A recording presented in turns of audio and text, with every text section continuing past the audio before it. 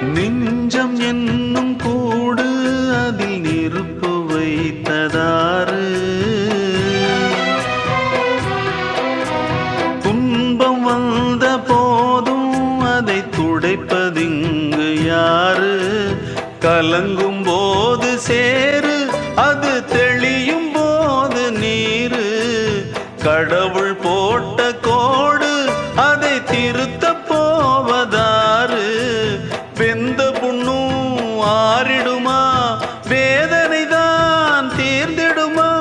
விண்ணுக்கும் மண்ணுக்கும் சம்பந்தம் உண்டுன்னு சொன்னது யாரு?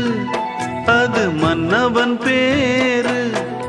அந்த வானத்தை போல மனம் படைச்ச மன்னவனே, பனி துளிய போல குணம் படைச்ச தென்னவனே.